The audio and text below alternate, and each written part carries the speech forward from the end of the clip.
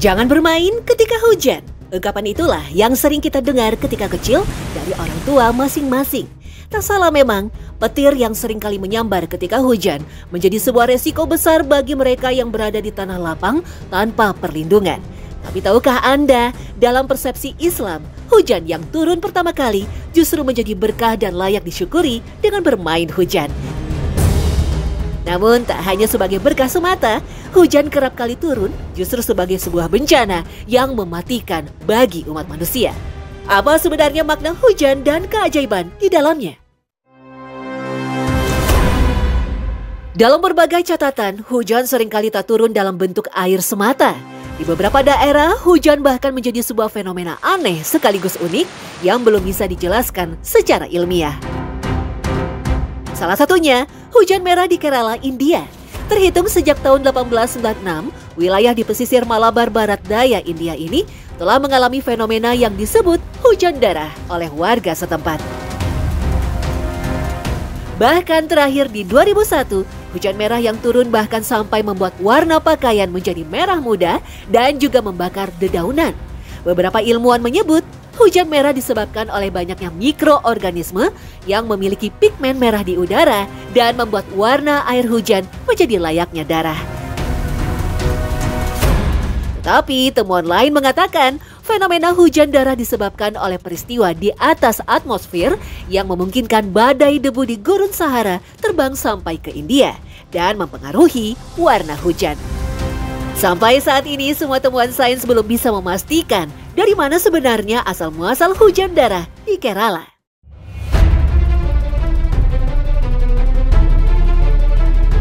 Di Sisilia, Italia, warga pernah dikejutkan dengan hujan batu yang terjadi pada tahun 1993. Batu-batu menghantam rumah mereka dan menimbulkan kepanikan luar biasa di desa Caneto di Caronia. Anehnya, tak ada tanda-tanda aktivitas vulkanik sama sekali di Gunung Etna yang berada di kawasan itu. Banyak yang menyebut batu yang turun tiba-tiba dari langit itu berasal dari aktivitas paranormal.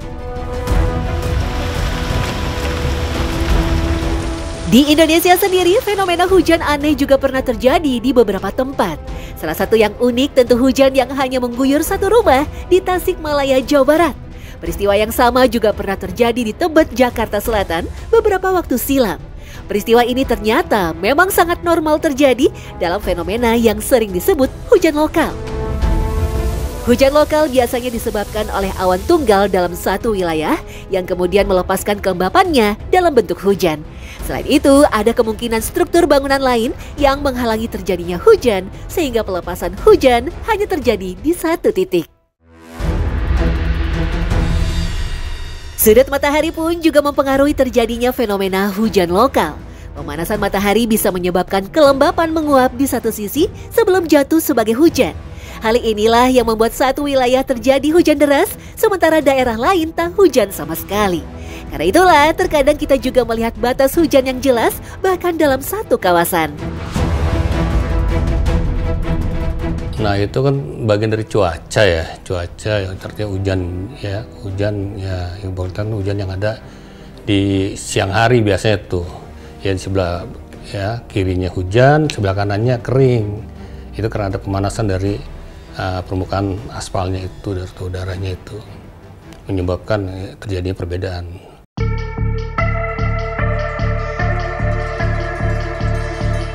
Tetapi hujan tak hanya sebatas fenomena alam semata. Hujan bahkan seharusnya bisa dimanfaatkan sebagai salah satu sumber air minum utama selain sumur gali yang biasa terdapat di rumah-rumah. Praktek itu biasa disebut sebagai panen hujan, yakni memanfaatkan air hujan sehingga tak sekedar lewat saja. Potensi air hujan sebagai salah satu sumber air alternatif di Indonesia sangatlah besar karena cenderung mengandung zat pencemar yang rendah. Panen air hujan pun telah dimanfaatkan di seluruh dunia, bahkan di bangunan-bangunan bertingkat sampai sekolah dan asrama.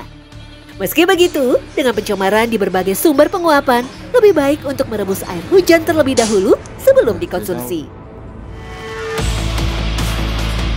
Yang utama itu kan ya H2O, air murni gitu loh. Ya, karena air murni ya tentu ya dalam prosesnya itu perlu usaha untuk dimasak dan seterusnya karena berbahaya itu. Kadang-kadang ada kandungan polutan, ada kandungan mikrobiologi dari permukaan tanah dan seterusnya dan seterusnya.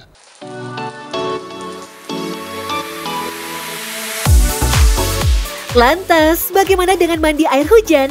Meski sering terdengar nasihat jangan main hujan, faktanya ada anjuran dalam Islam untuk menyambut hujan ketika turun pertama kali.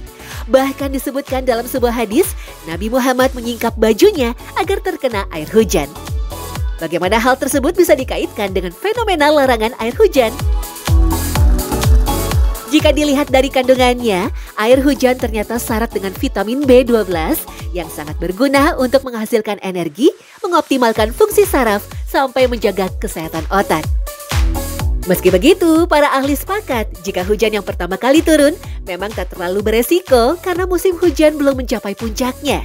Tetapi jika sudah mencapai puncak musim penghujan, tingkat curah hujan pun semakin tinggi dan suhu yang dihasilkan semakin dingin.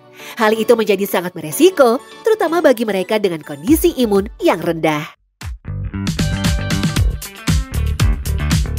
Uniknya, mandi air hujan juga konon bisa membantu program kehamilan dari pasangan suami istri. Meski belum ada penelitian khusus yang membuktikan hal itu, banyak yang menyebut bahwa mandi bersama di air hujan bermanfaat dari sisi psikologis, emosional, dan spiritual. Ini bisa dijelaskan dengan beberapa hal. Yang pertama secara hal yang fisik ya, hal yang mengenai langsung ke tubuh. Makanya kenapa ketika proses terapi ini, yang melakukan adalah tidak suaminya saja, tidak istrinya saja, tetapi keduanya. Karena ketika keduanya sedang melakukan terapi air hujan untuk mendapatkan momongan, itu akhirnya kedua pasangan ini kan mengalami proses kebahagiaan. Makanya biasa kalau mandi air hujan, mereka happy-happy, teriak-teriak, loncat-loncat. Nah, ketika bahagia itulah tubuh manusia ada di zona healing. Makanya nantinya akan timbul keharmonisan sehingga memudahkan proses kesuburan. Tak hanya airnya semata yang mengandung manfaat, suara hujan juga diyakini banyak memiliki efek positif bagi kesehatan mental. Rintik hujan seringkali membawa ketenangan dalam hati sampai mengurangi stres.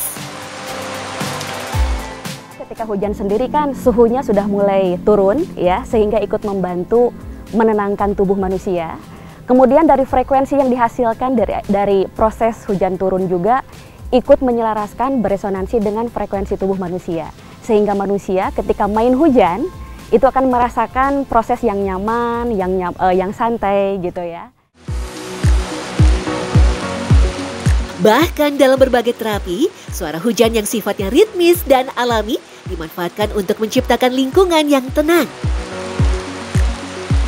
Terapi suara air hujan juga diklaim mampu membuat tidur seseorang lebih nyenyak dan berkualitas. Pengaruh dari air hujan untuk tubuh manusia adalah bisa untuk berbagai penyembuhan, seperti untuk meredakan stres, overthinking, anxiety ya. Kemudian bisa juga untuk biasanya dilakukan untuk orang-orang yang ikut rehabilitasi narkoba atau gangguan jiwa gitu misalnya ya, ODGJ. Itu juga bisa dilakukan terapi untuk mandi air hujan.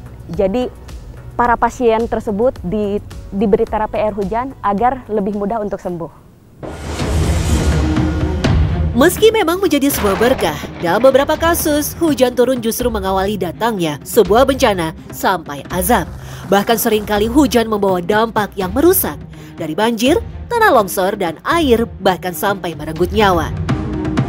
Adalah kisah kaum Sodom yang diazab Allah Subhanahu wa Ta'ala karena telah melakukan penyimpangan. Berawal dari datangnya hujan lebat, tanah tempat kaum Sodom dibalik oleh malaikat sehingga semua terkubur di dalamnya. Sebuah lokasi yang diyakini menjadi saksi bisu berakhirnya kaum Nabi Lut adalah Laut Mati di Yordania.